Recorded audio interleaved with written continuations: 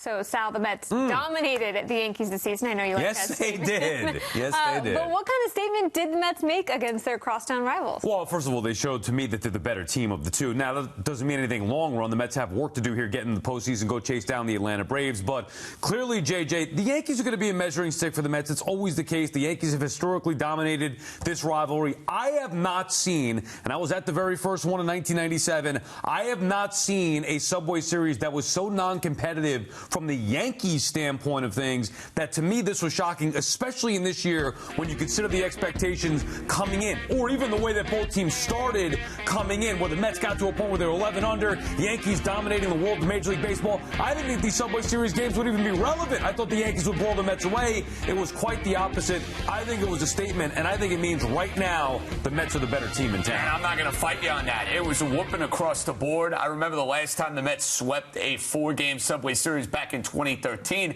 It didn't even feel this lopsided. I mean, you look up and down in that lineup. That, to me, is the grand takeaway. When you're watching these two teams match up heads up, there are so many different ways the Mets can beat you offensively, whether it's Lindor, whether it's Alonso, whether it's Vientos. Yeah. Vientos would be hitting cleanup in the Yankee lineup. That's how hapless they are looking for answers. The Mets have taken Vientos from their minor leagues early in the year, and he's got an OPS that would be a standout OPS within this Yankee lineup. The Met lineup is deeper. They have more answers. They're playing with more urgency. And the reality is, since the month of June, who could fight you on that argument? The Mets are playing a much better brand of baseball in the Yankees. Case closed. Now, J.D. Davis is hitting cleanup.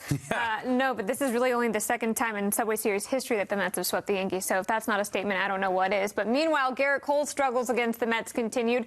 The Yankees offense also went for 4 for 35 with runners in scoring position in these 4 games. So, J.J., what is more concerning for the Yankees right now, the struggling pitching or the lack of hitting? I can't say all of the above. I wish, Michelle, you would give me all of the above. Look, I think Garrett Cole ultimately is going to be fine for whatever the reason the Mets own him. I mean, that's just what the numbers say. I thought he would pitch well tonight. I thought he would have something to prove, and his stuff was not there, and the Mets pounded him. But this Yankee lineup, Luis Severino was right. I mean, there are 2 guys that scare you in the lineup.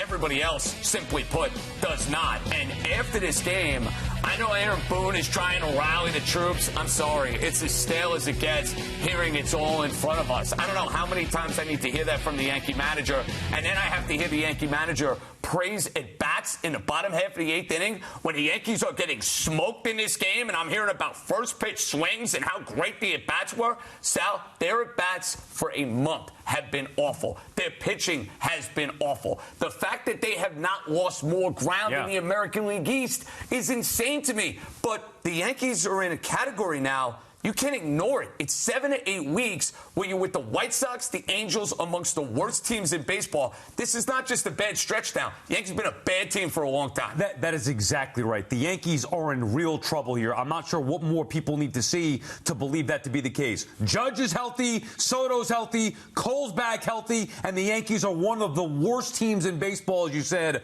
over the course of the last 7 weeks. Something's got to change, and I don't even think that they can help this team at the deadline.